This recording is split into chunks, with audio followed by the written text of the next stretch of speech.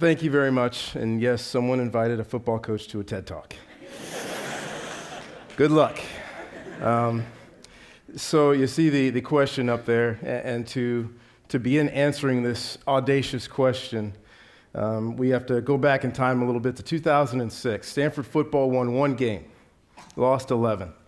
And many people said either Stanford should drop football completely, or at the very least go to a lower level so they can really compete, because there's no way we can compete against the football schools. There's no way we can compete against the money that's spent. There's no way we can compete against other universities that took students of lesser academic ability to play great football. There's no way Stanford would ever allow themselves to take those students in. There's no way Stanford would ever allow itself to have a lesser graduation rate just to be better in football, so we might as well just give up, much like telling someone that sharks will never fly.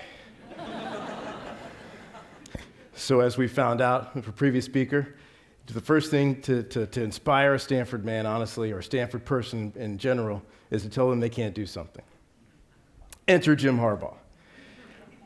Coach Harbaugh became the next head coach in 2007, had been a professional quarterback, great college quarterback, a lot of success, had the nickname of Captain Comeback. He was going to be the guy that rejuvenated Stanford football. I was with him down at the University of San Diego, and he asked me a question because he knew that I had played football at Stanford. He knew that we had had some success when I was here at Stanford. And his question to me was, how did Coach Green do it? He knew we'd won a couple of bowl games. So I said, well, Dennis Green had a lot of energy. Check, Coach Harbaugh. Extremely competitive. Check, Coach Harbaugh. Record-setting passing quarterback, big physical offensive line, tough running game, big physical runners, had some speed, good receiver play, and a very physical, tough defense. Jim said to me, got it. Okay, and here comes the phrase, we bow to no man, we bow to no program. We were going to be audacious. We were going to fight anybody. We're going to compete with anybody, anywhere, anytime. They were going to get a tough game every single Saturday. They were going to get our best, and we were going to make them tremble with fear because we were going to, as he said, build a bully. We were just going to do it. The next question actually came up, well, how did we sustain this? We first year we started to see some success, a little bit of success, and we knew that it was going to come, but was it going to be like the other guys that had a couple of good years and then success goes away? So I appreciate being in the reinvention portion of the TEDx. Enter my father, Willie Shaw, coached at Stanford in the 70s and in the 90s. And my dad told me something then in 2007 that I'll never forget. He said, David, what you have to remember is Stanford students are inherently competitive. They just are. The admissions process ensures that. They're going to be inherently competitive. The trick is to make sure that competitiveness that's there in the classroom is there in the football field and goes back to the classroom, that it exists everywhere on campus, including the football field, the practice, the weight room, because it's going to be in the classrooms, it's going to be in the libraries, it's going to be around Stanford University to make sure that it exists in the football program.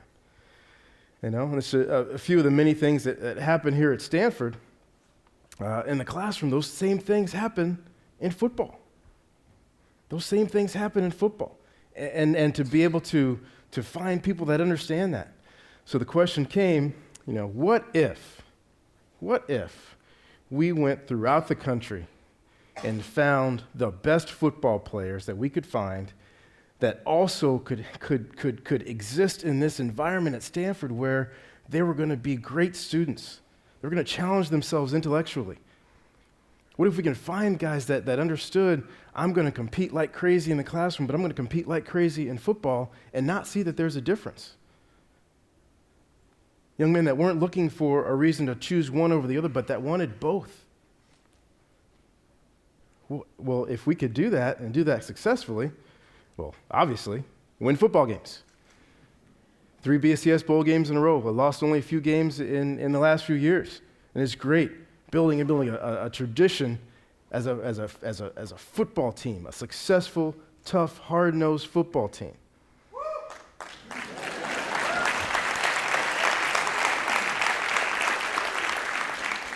You're hired.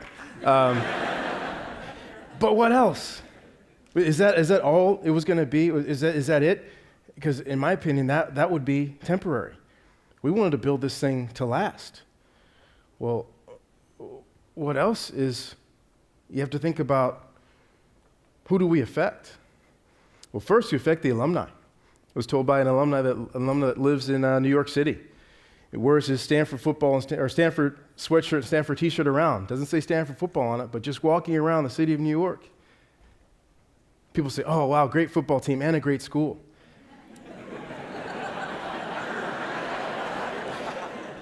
7 years ago would be, hey, great school, and they would keep walking. And he hears this all the time. He hears, hey, you know, I've never been some people say I've never been a football fan, but to see the way that you guys do it there, and I have a lot of respect for Stanford University. People say, you know, I'm actually a fan of another university, but I give you guys a lot of respect because I know you're doing it the right way. The alumni can walk around with their chest poked out, heads held high. Say, we didn't compromise to become a good football team. We held true to what Stanford was built on, brilliant students, motivated students, and now attached a great football team to that. Take a lot of pride in that. Also, you think about the young man that maybe even the same young man that was sitting in an aquarium in the southeast somewhere, Southeast Asia, you never know. Anywhere sitting there thinking, you know, one day that young person is going to be a TEDx speaker. He's going to be a phenomenal TEDx speaker. But what if he's also a great running back? What if he's the next Walter Payton or Jim Brown? But he also has this brilliant mind. What if we can influence that young man to say, you know what? I'm not going to choose football over being a great student. I'm not going to choose being a great student over football. I'm going to take both. That's powerful. That's powerful. You think about over the years when football became big and it was big TV ratings and young men had to make that choice and say, you know, I can go be a great football player or I can go to an academic school. That's sad. That's truly sad. They think about, what do we influence? And what do we try to influence? In 2007, when I came with Coach Harbaugh, we had a goal. And I had the same goal. Our program has the same goal right now. One of our goals is to influence other universities, to make presidents, provosts, athletic directors all over the country look at their football programs and think about the compromises that they've made in the past. Taking lesser students because they're going to be great football players. Taking a lesser student and saying, you know what, we have a great university, but we're not going to really let you participate in the university because you're probably not really good enough. We're going to develop a track for you to stay eligible. We're going to let you stay eligible so you can play great football. You may or may not graduate. If you graduate, you'll graduate in this lesser degree, but you're going to make us a lot of money and take us to bowl games. We want to make those people reevaluate that, to take a look at that and say, they're doing it at Stanford.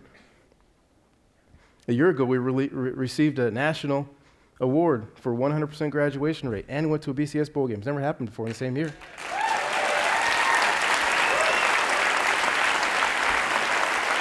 Never happened before. It's never happened before. But maybe now it starts to happen other places. Yes, we want it to continue to happen here, but it should happen other places. We're in higher education. It drives me crazy when I hear football coaches say, well, my job is to win games. I disagree.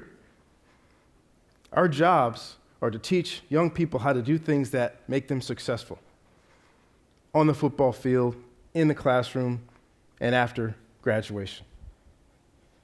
So if we can affect these other universities to say, you know what, maybe we won't make compromises anymore. Maybe we will find these great students, and that can be great football players, and we will let them be biology majors. Look across, you can do it on the internet. Search your favorite football teams all over the country. Find what their players major in. It's fascinating. It is. Think about this. You talk about influence. Biggest thing that happens in football, one of the biggest things is the NFL draft. A year ago, another first. 2 first-round draft picks from the same school that both have degrees in engineering. Andrew Luck, David DeCastro. It's never happened before. We can influence other universities to do what they do, but do it better. That's phenomenal.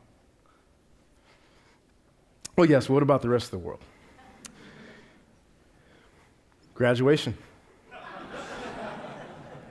Every year, on average, between 17 to 22 young men graduate as football players from Stanford. All they know is success in the classroom and success on the football field. All they know is teamwork. All they know is perseverance. All they know is finding a way to have success. That's all they know. So for me, the answer is Stanford football doing its part in changing the world? Well, the answer is yes. The answer is yes, but along with that is we have a responsibility to do so.